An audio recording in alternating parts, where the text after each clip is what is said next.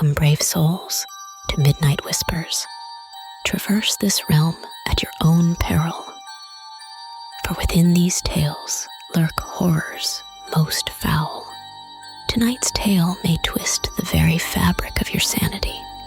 And a word to the wise, this narrative paints pictures of terror not meant for every eye or ear. Venture ahead if you dare, but remember, you have been warned. A chair appeared in the kitchen. The chair has 2 legs. I'm sure of it. It has to. I count them several times a day. 1, 2, and it ends there. There are 2 legs on this chair. 2, I'm sure. Yet how can there be 2 legs? How would a chair stand on 2 legs? How does it work? 1 leg on each of the back corners, yet it still stands. How are there 2 legs? How? But there is. I count them again. 1, 2. I'm not sure when it first appeared, but it's been in the kitchen for weeks now. I don't dare sit in it. I'm not sure how it would hold me.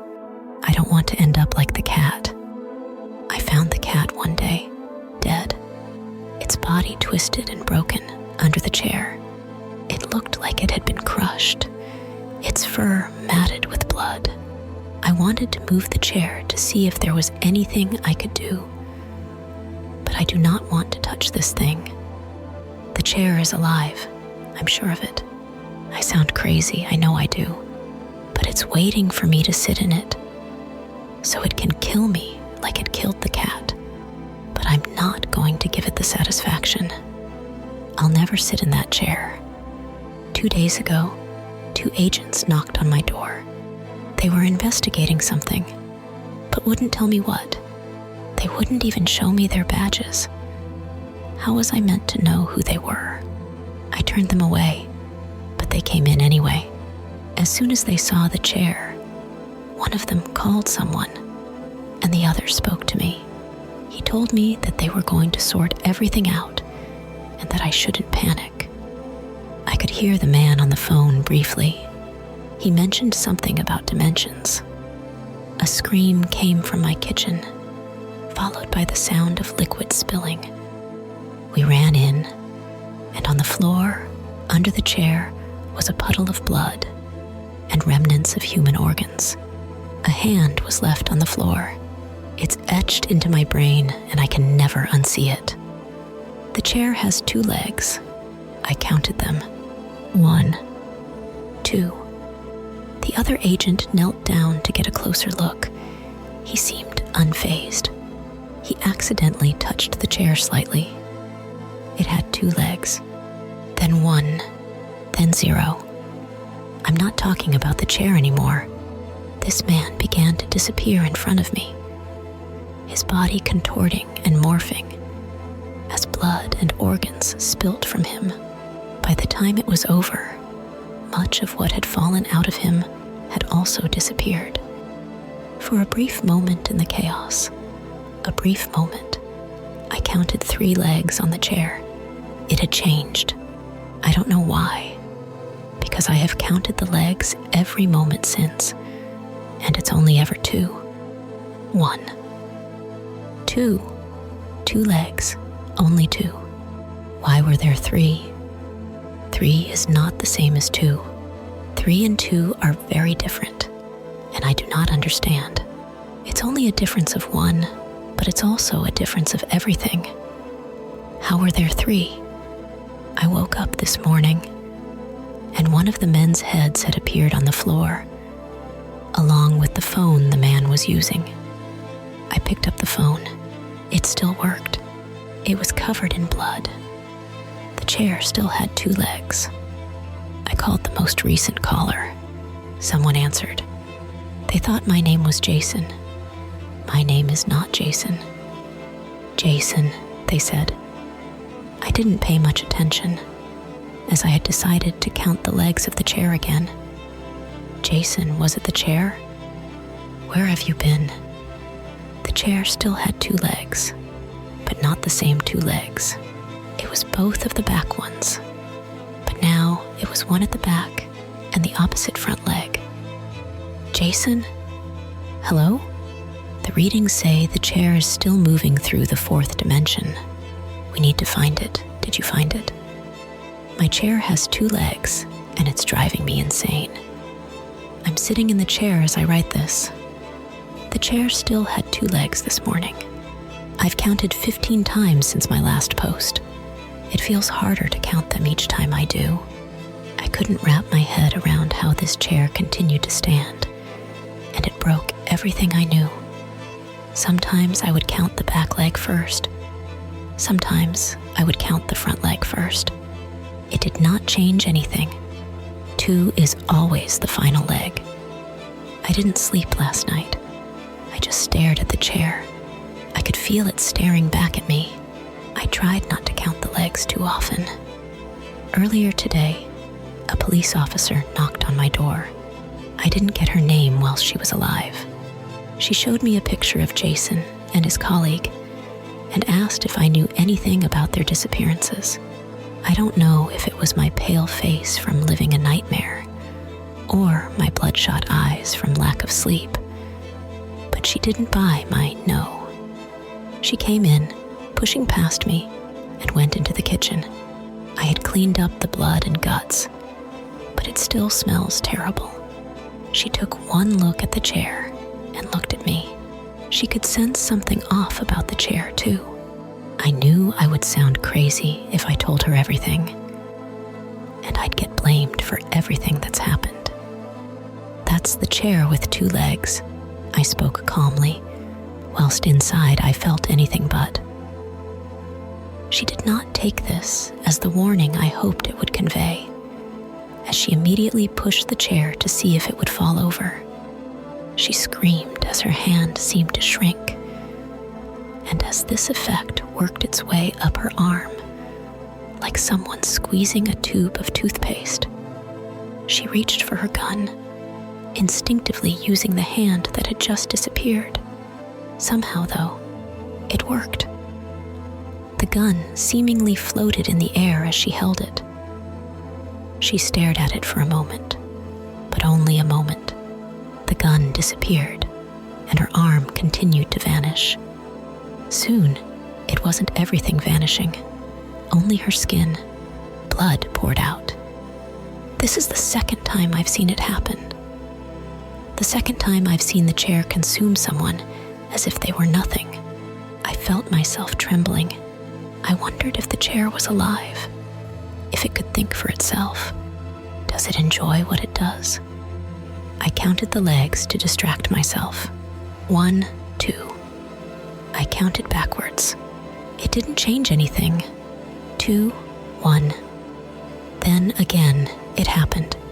For a brief moment, around the time her heart hit the floor, the chair had 3 legs. Then the chair was gone. She was too. The blood, the organs, everything. It was as if the chair had cleaned up after itself. I thought it was over. It was not.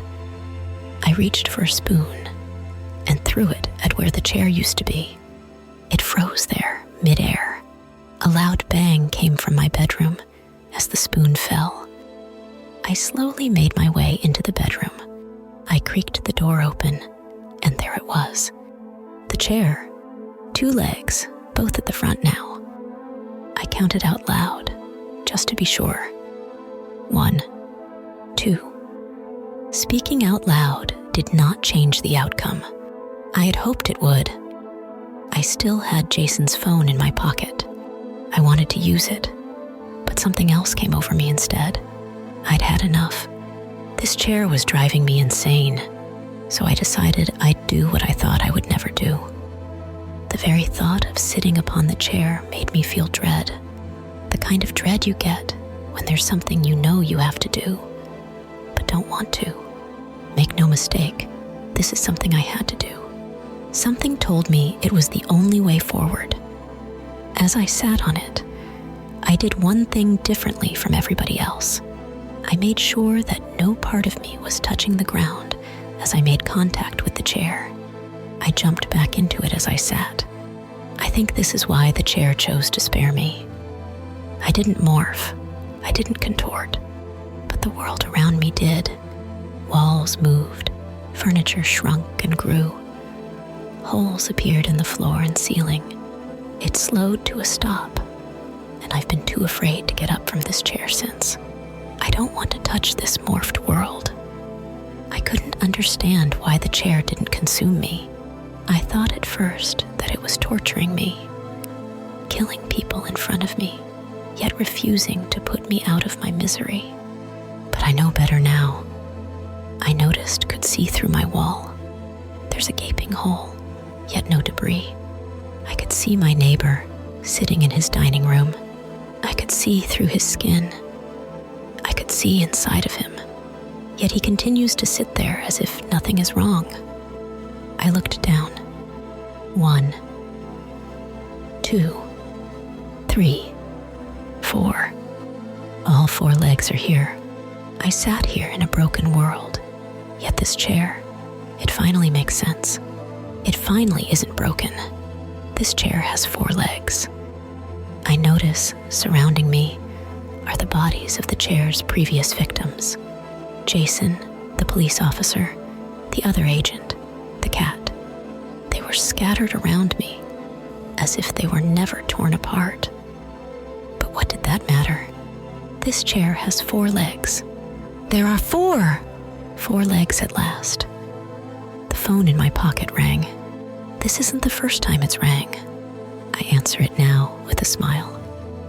Jason, we think we have a lock on the chair. We're coming to get you. My name isn't Jason, I replied, and the chair has 4 legs. I hung up. A few minutes later, 4 agents show up. I could see them through the walls before they even entered. They made their way into my bedroom and seemed to pretend they couldn't see me. One of them spoke into a radio. The chair is here, but nobody else is. He didn't know I could see through his skin. It has 2 legs. Why was he lying? It has 4. I can count them all. 1, 2, 3, 4. I spoke out loud to see if they would pretend to not hear me. Hello? They all looked around. One spoke into their radio again. Someone is here, but they're not in our cross-section of the 4th dimension. They've rotated through it. I don't know how they survived. He didn't touch the chair, but I did reach out to him as he got closer. I wanted to see what would happen. I wanted to see if he would stop pretending he couldn't see me. He started screaming. I'm not sure why. He looked fine. In fact, his skin was back. He fell backwards, knocking into all of his colleagues. They all got their skin back. They were all screaming. Then they all dropped to the ground. I think they're dead. But the chair has 4 legs. Everything should be fine. I don't know why these agents were so interested in such a normal chair. They should be more concerned about the rest of the world. Everything is broken. I'm not sure what these agents want or where they're coming from. I'm still trying to figure out what the agents meant when they spoke about dimensions. They're probably going to send more agents out soon. I wonder if they'll pretend not to see me too. My chair has 4 legs, and it's keeping me sane. And so, another tale from the depths of night concludes. But remember, dear listeners, in the realm of midnight whispers, the echoes of our stories never truly fade. If tonight's tale left you hungering for more, explore our anthology of horrors. For those brave enough, delve into our previous stories and discover what lurks in the shadows. Before you venture back into the safety of daylight, remember to like this video if it sent shivers down your spine. Subscribe and ring the bell, so the whispers of the midnight hour always find their way to you. And should you dare, leave your thoughts and feelings in the comments below. We revel in knowing which parts of our tales resonate with your darkest curiosities. Until next time, keep listening to the whispers, for they have many tales